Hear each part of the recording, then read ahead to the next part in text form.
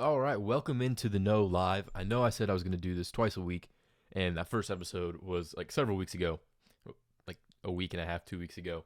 And I know so I was going to try and do it like a Monday and Thursday or something like that. Um, Long story short, I woke up that morning. I went to work. I work at Starbucks. I usually work in the mornings. Sometimes I work in that doesn't matter. Anyway, so I went to work that morning, and I wasn't feeling great. I had a really bad stomach ache. Was feeling nauseous, all of that. Um, and so I went to work still because I hate calling out last minute. I hate feeling like I'm burdening someone or like bailing on. It just drives me crazy. I hate that feeling. So I still went to work, and I make it through the morning rush, and then I can't, like, I'm nauseous. My stomach's killing me. I feel horrible. So I talked to my manager. I'm like, I can't, like, I gotta go. I'm sorry. I tried to. I can't. He lets me go. I end up going to the emergency room. A few hours. Come on. Come on. There we go. I need to figure out this camera thing. Anyways, so I go to the emergency room. A few hours later, not a few hours later. A few minutes later, I leave work. I go to my girlfriend's. She goes to the emergency room with me, and they start doing all of the tests and everything. They come back, say I have the flu. That sucks. Didn't know I had that.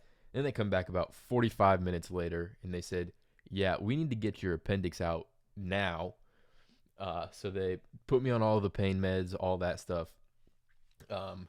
And basically, yeah. So I ended up going into surgery that night. Had the flu, had my appendix out. It was a rough week last week. So I was just taking it easy. I went back to work for the first time like 2 days ago. I was up in Nashville for a weekend on the tail end of that. So after I made sure the flu was gone and all of that stuff, I was up in Nashville for a couple days, visiting some friends from when I used to live there. All of that. Went to a Preds game, went to a concert. Great time. But now I'm back, and we've got a show today. X Games are this weekend, my favorite weekend of the year. One of them. Love the X Games. There'll be a lot of action sports on here, and the X Game. I'll have a whole episode about the X Games probably on Monday. So we had the Super Pipe last night, women's big air. That women's big air, and we'll talk about it again Monday. But that women's big air last night was incredible. The progression from last year to this year was just unbelievable. I mean, it was. I don't recall seeing progression from over the course of 1 year like that. And of course, Japan is still just killing it in snowboarding. Just absolutely dominating snowboarding right now. But we're going to start with, sorry, got some Chick-fil-A, that ice. It just, so good. Okay. I got the paper notes today too. I don't have time right now to type everything up. So we're going to go off the paper notes first, and then hopefully that isn't super annoying, but it probably will be. But we're going to talk about Antonio Brown. Because earlier this week, there was an arrest warrant issued for Antonio Brown for battery and burglary, I believe. So this is coming from, I was reading about this. Obviously, it's been all over the news. Lots of different outlets are reporting on it. The source I used for a lot of this stuff was Cameron Wolf from ESPN.com. He had a good story, just quick, hit all the points, what was happening, what the warrant was for, all of the allegations against Antonio Brown. And, excuse me, it is important to right now before, and I'll say it again at the end, these, as of right now, are allegations. There's been no trial. There's not been, these are allegations. This is what the arrest warrant was for. So they're allegations. So we don't know any of this happened. We don't know. We can't say that did or didn't. They're allegations. So the warrant was issued because he and a trainer attacked a moving truck. So he allegedly threw a rock at the truck after refusing to pay. So he had a moving truck that was moving his stuff from California back to Florida. He refused to pay the $4,000 fee for that move. So the truck driver was leaving with the truck because Antonio Brown refused to pay. Antonio Brown threw a rock at the truck, damaging it, denting it, and chipping the paint. Eventually, the driver came back after Brown had agreed to pay that $4,000 fee, and then also said that he would pay for the damages to the truck that he caused with the rock. Well, then the driver comes back. Okay, driver comes back to deliver the stuff, collect the money. Brown pays the $4,000 and then says that he's not going to pay anything more than that, so he's not going to pay for the damages. So then it escalates. There's arguing, and Antonio Brown allegedly, again, these are all allegations, allegedly gets into the driver's side of the truck, or at least gets the door open and starts hitting the driver. It was also said that the driver had called the police after the rock. But that's kind of where we're at. So that's what the warrant was for. Those were the allegations. Again, all of this, of course, waiting a trial. Those were the allegations, though. And so then there was the warrant issued for Antonio Brown's arrest. When Antonio Brown, and this is according to Andy Slater, he turned himself in and was released on a $100,000 bond. He was also ordered to wear a GPS monitor, surrender his passport, and then this is the most important. This is the most important part of all of this stuff that's happened with Antonio Brown. The court ordered him to go through a mental health evaluation. Now, we've all known that there's been something wrong with Antonio Brown for a while. This isn't a new, since the offseason, even in Pittsburgh, he was causing trouble. He wasn't the easiest to be around. So this is not anything new. This is nothing we've known that there's been something wrong. But the problem is, and it's very apparent in Antonio Brown right now, but this is not just a unique situation to Antonio Brown. This is really a unique situation to celebrities, to athletes, to all sorts of people with money and any sort of notoriety. Antonio Brown needed someone in his corner that was willing to fight against him to get him to do what he needed to do for himself. I'm not buying into Drew Rosenhaus being that person. And it didn't seem like there were very many people in Antonio Brown's corner that were really all that worried. Drew Rosenhaus ultimately then dropped Antonio Brown as a client. And that's a bad look for Rosenhaus. Whether or not he's still involved with Antonio Brown in a personal manner, we don't know. But dropping him as a client was a pretty bad look. Come on.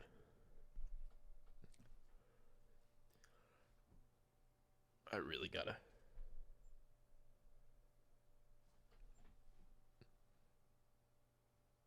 Come on.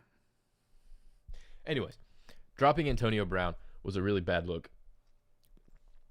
And what Antonio Brown needed, and what a lot of athletes need, a lot of famous people need, is someone to help them with the pressure. It's no secret that going out in you go out in public and everyone's talking to you, trying to take pictures of you. You don't have as much of a personal life as the average person does. There's a lot of pressure to that. And that can add up. You get criticized for everything you do. You'll do something that if the average person did, no one would care. And all of a sudden, it's the biggest deal. Chris Pratt got Twitter bombarded him because he drank out of a plastic. Come on. He drank out of a plastic water bottle. And people were blowing up on him. It's things like that that are just ridiculous. So Antonio Brown needed someone in his court, someone on his side that was going to fight against him, give him the pushback, give him the resistance, and really help push him in the direction that he needed to go. That wasn't Drew Rosenhaus. Drew Rosenhaus spent the entire season trying to get Antonio Brown on another team. And we were all... It started off as a funny, Antonio Brown got frostbite. Oh, he doesn't want to wear a helmet. Oh, he likes the attention. No, this is a serious issue. And this has been a serious issue.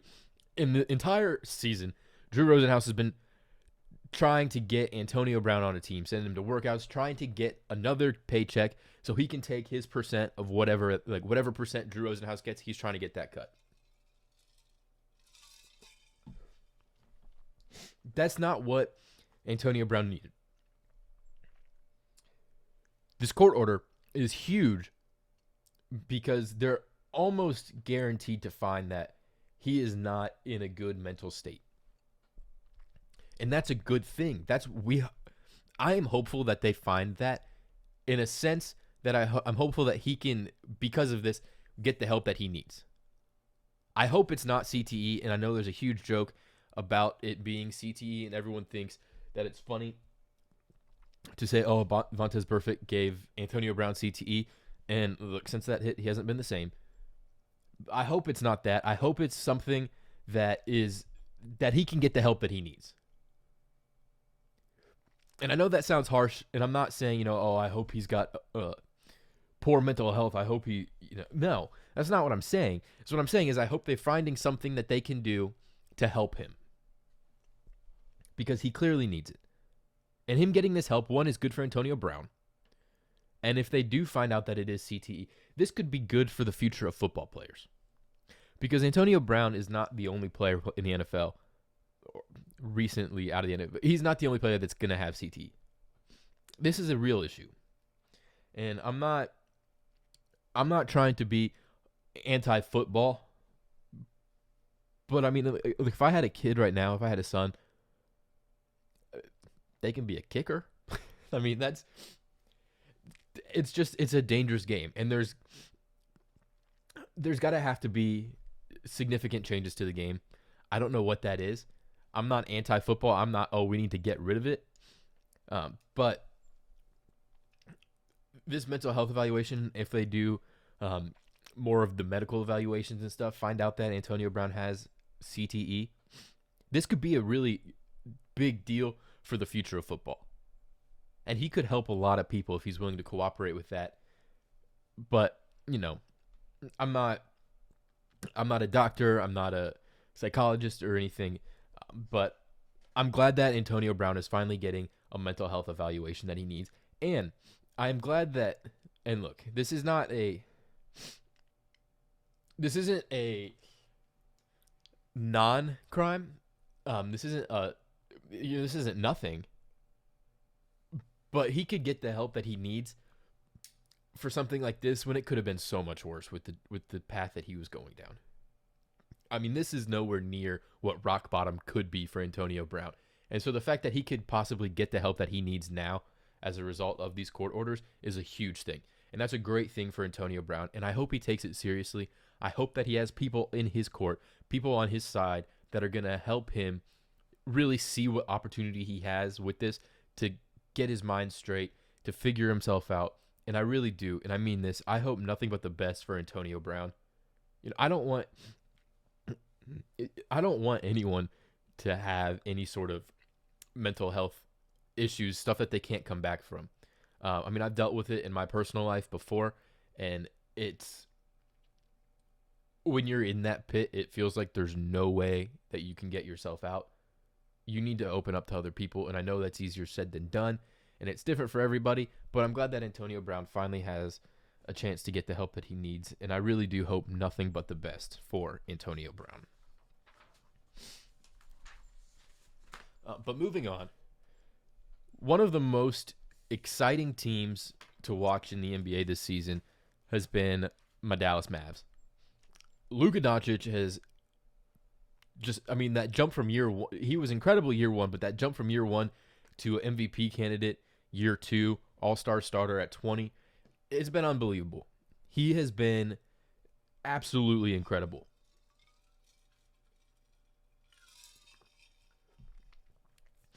He's been absolutely incredible this year. Trae Young and Atlanta Hawks Twitter hate it. Everything. Look, I'm going to settle the Trae Young, Luka Doncic debate right here. Trae Young fans compare Trae Young to Luka Doncic, and Luka Doncic fans compare Luka to the greatest players that have played the game. That's all that needs to be said. Trae Young's a really good player. Luka Doncic will be an all-time player. Leave it at that. Anyways, Mavs Twitter they're awfully pessimistic. So Kristaps Porzingis missed 10 games, and obviously this is his first year back after that horrible knee injury that kept him out for over a year. Didn't play at all last season. Didn't play part of the season before. So he sat out 10 games. I don't think this was a big deal. The Mavs are currently in 5th in the Western Conference. And they've got, let me see, they're after last night, they're 2 games back from 4th. And they're 3 games back. So 2.5 or 3 games back from 3rd now. But they're 7.5 games ahead of being out of the 8th seed. So they're going to have an all-time collapse to not make the playoffs. Right now, they're basically guaranteed the playoffs at this point. Kristaps is coming off of an injury. He's a 7'2", very similar to a guard. He's a great rim protector, but he also plays the wing. If his knee's a little sore and he's coming off of an injury like that, I'm going to sit him. Because he's got an excuse. He's not tired.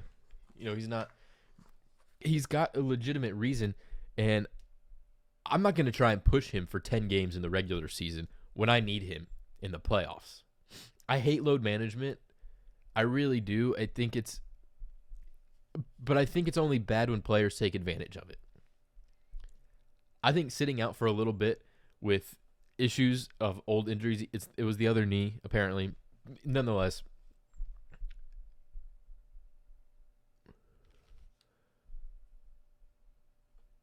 sorry, I think someone's knocking. Anyways, it's an old injury nonetheless, and it's not worth re-aggravating because you want to win a few other games. And here's a tough pill to swallow for the Mavs fans. The Mavs are currently 18th in clutch win percent. They are 10-13. They are 23rd in clutch points and 21st in clutch rebounds. They're not a good clutch team. And they've had a lot of clutch games that have come down, close games like that. With Kristaps, look, these are the games that they lost in that 10-game stretch. They lost to the Lakers by 15. They lost to Denver by 1, OKC by 5, and Charlotte by 3. Could they have won those 3 close games? Yeah. But the stats are showing that maybe they would have won one of them. One of the 3. I don't think that Kristaps sitting out 10 games really had that big of an effect. I think they were down in the 6th seed for a little bit, but they went up to the 5. They were like that when he was there. They're a good team. They need Kristaps. They're a better team when he plays. But I don't think him sitting out really was that big of a deal. What is a big deal are those numbers that I just gave you. This is the real big deal, though. The Mavs are 27th in the NBA in clutch free throw percent. They shoot 69% on clutch free throws. That's bad. That would have won those 3 games. They have been a horrible free throw team down the stretch this season. And if they're hitting those, Denver, Oklahoma, Charlotte, if they're hitting their free throws, if they're rebounding better, if they're playing better down the clutch, it's a team-wide thing.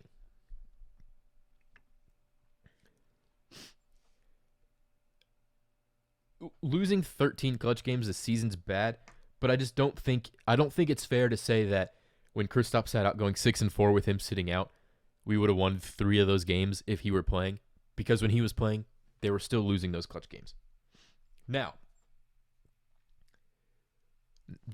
the other thing though, so his first game back, and then Dwight Powell tears his Achilles. So he's done for the year.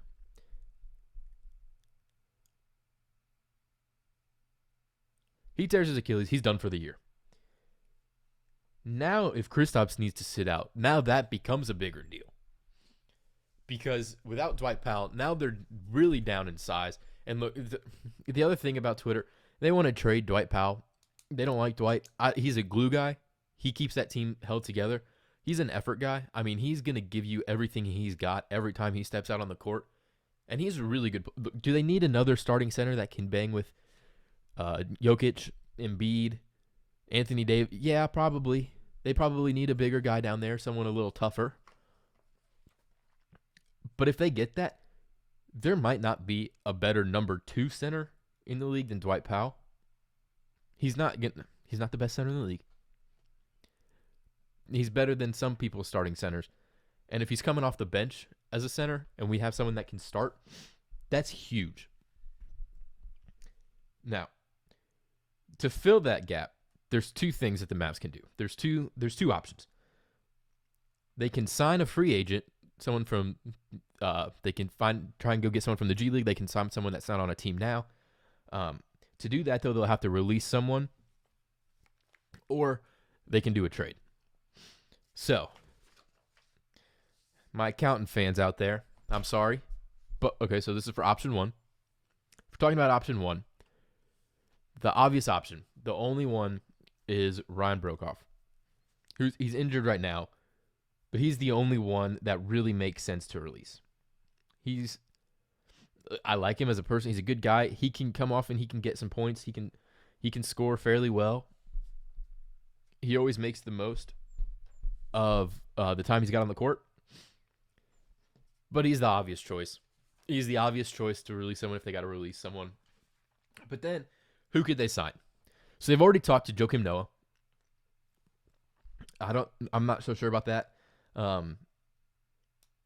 He had a pretty big drop off the second part of his career. It's a big reason why he's a free agent right now. If they're gonna sign someone, I think Kenneth Faried. I think Kenneth Faried is a much better option because he's kind of got that. He's kind of got a Montrezl Harrell, who we'll talk about in a second, style to him. He's just gritty. He's tough. He'll really bump you around. That's the kind of player that the Mavs, with Dwight Powell healthy, that's the type of player that they need. So I think Kenneth Faried could be a really good option to bring in.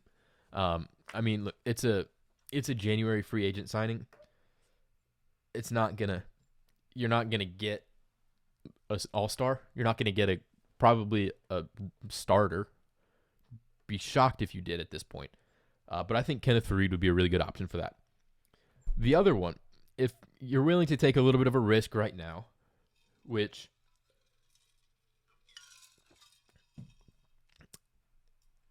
Angel Delgado from Seton Hall, he was on the Clippers. He played pretty well in the G League. Get him on a 10-day contract. Now, I'm a Big East guy. I think the Big East produces some really fundamentally sound basketball players. That's why it's one of my favorite conferences to watch. Releasing someone like Broekhoff for Delgado, I don't see it happening. I mean, I don't see why that would make sense.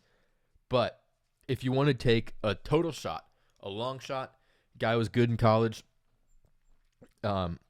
let's see what he can do. Maybe. But I really think the best, if you're going to go that route, if you're going to go option 1, if you're going to sign someone, I really think the best option right now is Kenneth Faried. Option 2. So option 2 is a trade. Now, personally, these are my pieces that I'd be willing to move as a Mavs fan right now at this point in the season. Ryan Broekhoff and Courtney Lee. Maybe if it sweetens the deal enough, Justin Jackson and the Golden State Warriors second round, which will likely be somewhere in 31 to 35. I know there are a lot of people that want to move Jalen Brunson, and if you watched the game last night, he had 17 points. You can't move Jalen Brunson. I think he's got way too much potential. I think giving up on Jalen Brunson, I know he could be a good trade piece, but right now, especially with what I don't know what you get back. There is maybe one scenario that I would consider it, but I would be very hesitant to move Brunson at this point in his career because he's shown so much potential. He's been a little inconsistent, but he's second year in the NBA. Great college player. If there's a right way to play the game, I think he's pretty close to that. Very fundamental, very smart, high basketball IQ. So I would be hesitant to move Jalen Brunson. I know a lot of people want to do that. But let's talk about who the Dallas Mavs could get if they make a trade to try and fill that spot from Dwight Powell. I'm not in favor of Andre Drummond. He's going to want too much money. The price is going to be too high. What we're going to have to pay to get Drummond, I don't like that move. I don't know if he's the perfect fit. He's really good. Okay, it's not a question of is he good enough. He is a definite upgrade, but the price, I'm not crazy on the Drummond trade. The trade that this is what I don't know what we would do to give up. There's some stuff coming out. So after I wrote this, some stuff came out about the Clippers, but they could go after Montrezl Harrell, who we'll talk in a second because I have the most to say about him. Montrezl Harrell, then Willie Hernan-Gomez. We'll also talk about him in a second because I think that could be a really good option. And then Bogdan Bogdanović and Dwayne Dedmon. Now, Dedmon's contract is awful. He's okay, but he'd be a good stand-in. This trade would really be for Bogdan, who's going to be a restricted free agent going into this summer, and that would give the Kings the ability to really drive up his price. If the Mavs could get a hand on him, good friends with Luka, he'd already fit in with the chemistry. So that trade would really be about getting Bogdan Bogdanović to the Mavs. We take on that Dedmon contract. Dedmon would be a really good stand-in. The problem with that is if you take that on, you're not going to have enough for your max slot in, I believe it's 2021. So you're going to have to move him. It's a very temporary thing. It's a part of getting Bogdan Bogdanović. So you're going to have to move Dwayne Dedmon. That'll be difficult. He's 30 now. He's got a bad contract. It kind of reminds me of the Timothy Mozgov thing. He played really well with Trae Young and then got a really, really good contract for him, a really bad contract for everybody else in the NBA. So that's a pipe dream. That's to get Bogdan Bogdanović. I don't really see that happening because I think unloading Dedmon on the back end would be a little bit too difficult, but it's always an option.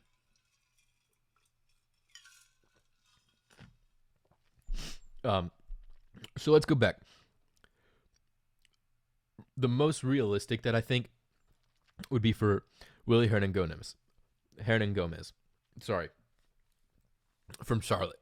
6'11", 240, and is per 36, 22 points, 13 rebounds, but he's only playing about 7 minutes a night. So he's making the most of those 7 minutes. I mean, he's playing pretty well when he's playing, but he's just not playing a lot. Add that with he's already good friends with KP. He's already good friends with Luka from when they were all in Spain. So he's already fit in with the chemistry. He already is a good fit. He's a big body, and the price for Hernan-Gomez is not going to be high. That's someone that's easily obtainable for the Dallas Mavs. Someone that would be a great stand-in. Could potentially, I mean, that's a piece that could just be a good asset to hang on to. It doesn't have to be just a replacement, depending on how well it goes. Excuse me. So I really like the idea. I think before all of this news about the Clippers came out, I would say that Hernan-Gomez is the most likely. I guess maybe not most likely, most realistic. I don't know if there's interest on the Mavs end. I'm sure there's interest from Luka and KP, and I'm sure that the Mavs, when looking at big men, want to do something that's going to make them happy, as well as make the team better. And I think that getting Willie Hernan-Gomez is a really good option for the Dallas Mavs. The absolute prize piece. This would be by far the best that the Mavs could do would be to get Montrezl Harrell. If they could get Montrezl Harrell, I think they're not going to win the championship this year. They'll definitely make it out of the first round with Montrezl Harrell. Now, when I wrote this, I wasn't sure how willing the Clippers would be to move him. I'm still not sure how willing they would be. But with all of these reports about chemistry issues, Doc Rivers apparently went off multiple times. I believe I saw that on Bleacher Report. I'm going to give proper credit here.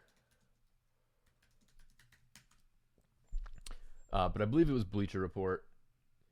Yes, so Bleacher Report reported that Doc Rivers, and this is Paul Kasabian's Headline: Clippers rumor Doc Rivers ripped Montrezl Harrell multiple times for comments. After the game, he said, "We're not a great team. We're not a great team. I think that's what we need to realize and wake up. We're a team that still has to figure things out and win night in, night out." That is the mentality that you want from your players. If you have players that don't think like that, you want them to start thinking that way, because all Montrezl Harrell is thinking, okay, we're good. We need to be great, and we need to keep winning. The other reports are also that there is issues because a lot of the people think that Paul George and Kawhi Leonard are getting preferential treatment, playing one every 8 games, it feels like. There just seems to be a lot of drama surrounding the Clippers. Doc Rivers is not apparently not happy with Montrezl Harrell. That could be incentive to move him.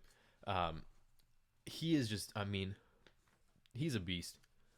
He will get any. He is strong. He is tough. He will back you down in the post. He will do whatever he has to do, and that would be that. That is what the Mavs are lacking most right now. I know they want more depth at wing. I can't say that's a need. That is something that should be addressed, and that's why I think getting Bogdan and Dedmon could be a good option if you can figure out a way to unload Dedmon. But to get, Harrell is someone you would put him on Embiid. He's not, he doesn't have quite the same height as some of those guys, but he is every bit as strong. He's 6'8", so he'd be a little undersized height-wise for center, but he is going to be as strong, if not stronger, than anyone playing down in the post. So I would really, if the Mavs could put together some sort of package to get Montrezl Harrell, that'd be huge. What that package would look like, that's what I don't know. It would definitely have to include that pick. And then, what players supplement that, I don't know. But if they could get Montrezl Harrell, that would be huge. I still think that Hernan Gomez is the most realistic option. And I think that's a really good option. That's a really good option for the Mavs, and I think it's one that they should at least consider looking at. I would be much more inclined to look at a trade for Hernan Gomez than to bring in Joakim Noah.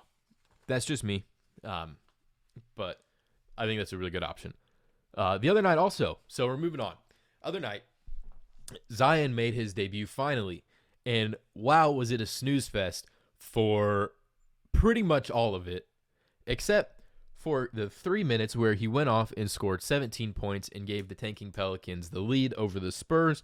A huge game that would have been a big win for the Pelicans that aren't trying to win. I know all the reports are, the team doctors told him, don't play Zion, pull him out. He can't. But before the game, they were saying that he didn't have a minutes restriction, and then he comes in, he was on a minutes restriction, blew up for 17 points in 3 minutes, and then they pull him while he's hot. I get it. If you need a minutes restriction, but we know what this is. This is tanking because they got lucky in the lottery to get the first overall pick last year.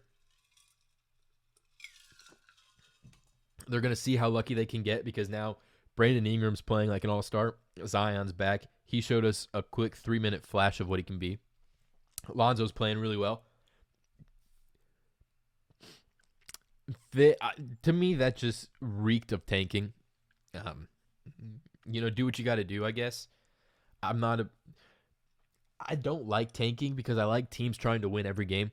The problem with tanking is that it works. That's the biggest issue with tanking, is that it works. And so teams are going to keep doing it. Even if you're Philly, the process is stupid, okay? They hit on 2 draft picks out of however many that they had early in the lottery. That's not a process. That's sucking for a really long time. I don't want any part of that process. But now they have a good team. And they were able to build around 2 players that they drafted after drafting so many bad ones because they just kept tanking. It works, and that's why it's bad, because it works, so it incentivizes teams to do it. I know they changed around how the lottery works. It still is going to be an issue. I don't know the solution. That's something that I'm going to get into more. That's kind of one of the off-season topics coming around for when they do the whole draft lottery and stuff. I've got a whole backlog of things to talk about in the off seasons, and so that's one of them. But yeah, that to me just reeked of tanking. But anyway, so my overall opinions on Zion. You got to listen to this whole. You have to hear me out first, okay? You got to listen to this whole thing before you jump in, say anything, whatever. Out there on an NBA court, he was in bad shape. He looked too heavy. He didn't look as explosive. He moves awkward. He's got an ugly shot. And he's already a freak athlete and a really, really, really good basketball player despite all of that. This isn't a Zion hate piece. Look, how many kids his age come in as humble as he did with the following that he had? I mean, he is a great kid. Unless there's something that we don't all know about, I would be willing to bet everything I've got that there's not. He is a great kid. And despite the awkward body shape, the awkward movement, the super flat shot, the thing's more flat than Ray Allen. I mean, he is a really, really good basketball player. And it makes no sense. I mean, he's an anomaly. Zion Williamson makes no sense. There's nothing about him that you should look at him and watch him and say that guy could potentially be the best player in the NBA. Not potentially, like, he didn't show that he could, but like in the future, he could grow to be one of the best players in the NBA. It's unbelievable. I mean, he's the most hyped player since LeBron. But when you look at LeBron, you see like the most ideal build for a basketball player. When you look at Zion, you don't. But the explosiveness, the athletic ability, it's off the charts. I mean, it's incredible.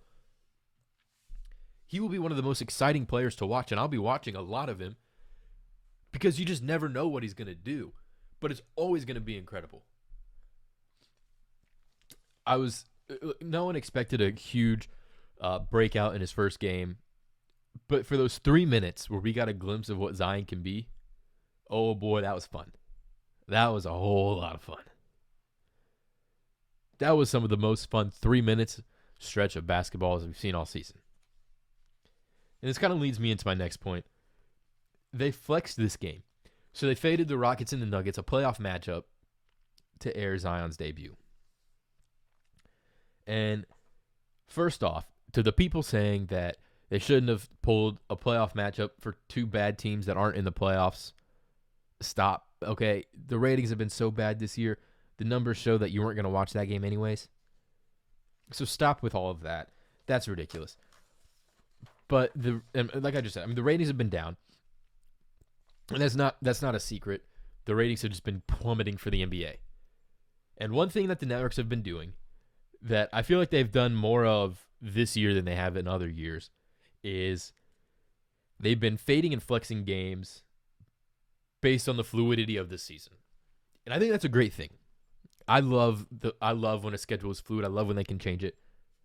I love that we got to watch Zion's first game because we all cared about way more than, and unless you're a Nuggets and Rockets fan, we all cared about Zion's debut way more than that game. And the numbers tell you that. I think they make a schedule preseason. That's why we got stuck watching the Pelicans a lot at the start of the year without Zion when they were awful. I want to watch the best teams and the most exciting players play in the games with the highest stakes or milestones. I want to watch Kobe's last game. I want to watch Zion's first game. I want to watch a game where someone's going to break 30,000 points or 20,000 points or something ridiculous like that. I want to watch games with records. I want to watch the best teams. I want to watch the most exciting players. I want to watch all of that. I don't want to watch the New York Knicks play the San Antonio Spurs because they're both teams that have had success before or big markets. I want to watch the best teams. And that includes small markets. The Pacers have had a quietly good year.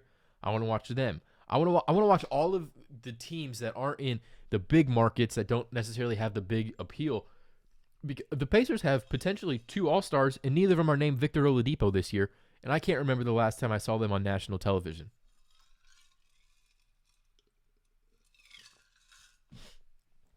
The Memphis Grizzlies have way outdone what they were expected to do, and I don't remember seeing them except for that game where they gave Anthony Davis more free throws than the Grizzlies had shot attempts. Part of the reason that the NBA, I think, ratings are low. One is all of this woke stuff that we're not going to get into that right now. But another reason is we're watching the same teams over and over and the same players over and over. And the NBA product is driven by the players. I want to see players like Domas Sabonis and Malcolm Brogdon on live TV, on national TV, because they're having tremendous years. They're playing really well. I want to see more of the Grizzlies because they're playing really well. Ja Morant and Jaren Jackson, they have exciting players. I don't want to watch, and look, like I said, I'm a Mavs fan. The Mavs have had a lot of games. I don't need to watch them on national TV twice a week. I don't need to watch the Rockets on TV. I don't need to watch LeBron and the Clippers on national TV all the time. And this kind of goes hand in hand with social media. You don't see a lot on social media about Rudy Gobert, Devontae Graham, both players that are having really good years. You see Alex Caruso. You see Taco Fall. I'm sure they're great guys, and they're NBA players. They're better at basketball than I'll ever be. They're better at basketball than other NBA players. But like fan voting, Alex Caruso had more votes than a lot of people. I mean, it's ridiculous. And I know that's not the NBA's accounts themselves posting all of that. It's the Bleacher Reports and the Sports Centers, all of those accounts. But what is the NBA? What do they use their social media accounts for? What do they use their national TV for to give notoriety to these other players that are playing well? Not a whole lot. They still post the same players. They still show the same teams on national TV. They need to switch it up a little bit and highlight these smaller markets that have players that have had breakout years. They need to highlight those markets and those players because those are the markets that they need to start watching national TV games. I get bored of watching the same 8 teams play on national TV all the time, and when the playoffs come, the ratings are low for the playoffs because, again, it's the same teams that we've watched. Now, there could be some restructuring to the playoffs. That's another topic that we'll get when we get closer to the playoffs. Or maybe it's because there are too many teams, which is something that I think I might believe that there might be a few too many teams in professional sports. That's another off-season topic because I think that one's going to get some people fired up. I don't think people are going to like that. But I'd love to see the NBA put out the best players, the best teams. I'd love to see them spread the love on the social media and on the national TV schedules to the other players that are performing really well, not just the big markets. But with that, that's all we got for this show today. I really appreciate you guys tuning in, watching. If you're listening to the podcast, I appreciate you listening to the podcast. I recommend maybe checking this out live one time. It's on YouTube at The No Live. I've got another show. We're going to do another show on, I believe it'll be Monday. We're going to recap the X Games, all of the crazy snowboard stuff that went down. Shout out to Scotty James, Miyabi, Onitsuka for their wins last night. First 2 gold medals of the X Games. 2 great events in men's superpipe and in women's big air. Looking forward to the rest of it. There's some format changes, all of that stuff. A lot to talk to with that, so look forward to that on Monday. And again, thank you all for watching, for tuning in, and I will catch you next time. If I can turn this thing off.